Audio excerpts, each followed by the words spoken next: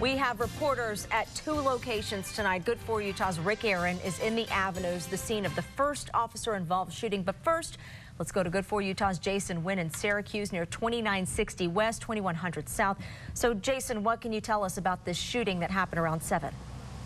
Well, Kim, one person was injured in that shooting and was life-flighted. Now, multiple agencies are still here investigating what happened. The shooting actually happened right over here on the street to my left. Now, from what we're being told is that when a woman had called just around 7 o'clock this evening asking for help after she got into an argument with her boyfriend. 4 officers responded, both Davis County and the Syracuse Police Department responded and were fired upon immediately. Those officers returned fire and at least hit the man one time. Now that man again was life-flighted to a nearby hospital where he's being treated for his injuries. We don't have a condition up on him just yet, but officers here on the scene that were involved in that shooting were pretty shaken up. I'm sure they're upset. Situations like this is not an easy thing for anybody, especially the officers. Now, because of a conflict of interest, the Layton Police Department will be handling this investigation.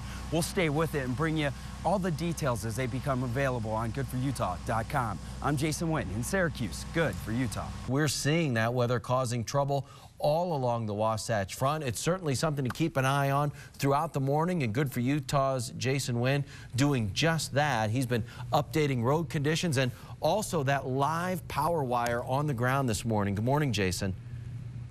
Good morning. Yeah, we're live in Farmington. You want to give yourself plenty of time because of the wind, but take a look. We have a live power line that's down right now. I'm located right off of Shepherd's Lane in between 89 and Sand Trap. Police are asking people to avoid the area. Some people have tried to drive through this. The power line is actually, it melted itself at the bottom and it's floating up in the air. It's live and it's moving around. So police and troopers are both here asking people to please avoid the area. Now, this is right in front of the Maverick station here. We have a couple of people that are trying to drive through right now that the emergency officials are trying to stop because of the live power line. But wind gusts have been really strong in this area. They've averaged in between anywhere between 50 and 70 miles per hour. There's been some wind has hit 76 miles per hour here in Farmington. So this is a high concern. So if you're traveling through Farmington or Centerville, you want to make sure to give yourself plenty of time. Take alternative routes, be on UDOT's app, and they'll to show you where all the problem areas are. But again, Centerville, there's 1,300 people without power here in this location. It looks like most people are on have their power right now, but Rocky Mountain Power is going to be on their way here to address this live power line. Again, we are right off of Shepherd's Lane in between Sand Trap and 89. If you're at home and you're listening to this, please plan to go around this, plan a different way because this power line is active. It is floating in the air and the wind is just blowing it everywhere, as you can see right now, Glenn. So just please avoid the area. We'll keep you updated on anything else that happens in the area. I'm Jason Wynn in Davis County. Good for Utah. Good morning, Emily, and happy holidays. More and more people are showing up at the airport. As you can see me, take a look at the TSA lines.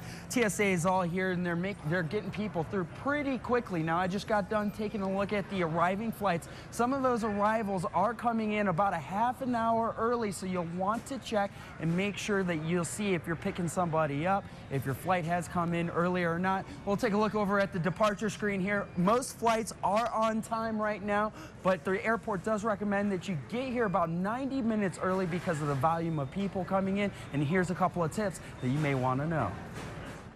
Everyone flying today will have a close eye on the weather. Today, you'll want to keep an eye out on the East Coast, like New York, Boston, Washington, D.C., and Atlanta.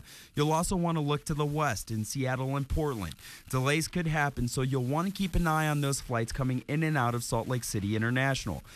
If you're a late packer like I am, empty your carry-on luggage and check it for something that you may have forgot, like a knife or even that pull stick, so you don't get stopped by TSA. Guns are allowed on the plane, but they have to be checked with your baggage. If not, you will hold up security lines. They cease all screening. We can't risk that firearm going off, touching the bag, jostling the bag. Keep in mind, in the checkpoint environment, there's a lot of people, there's a lot going on. If you have a question about what you can and can't bring on an airplane, download the TSA app. It covers everything from shavers all the way to breast milk. If you need to bring liquids that are medically necessary in a larger quantity, just tell our officers. They will be screened differently, and you'll be allowed to bring a quantity that you would use during the flight. And if you're leaving from Salt Lake City International, remember there's a new entrance for long-term parking that just opened up. It comes up fast on the left side coming into the airport. If you're looking for short-term parking, the parking lot may be full and you could be redirected to another parking lot. The airport suggests that you come 90 minutes before your flight to make sure that you get through okay.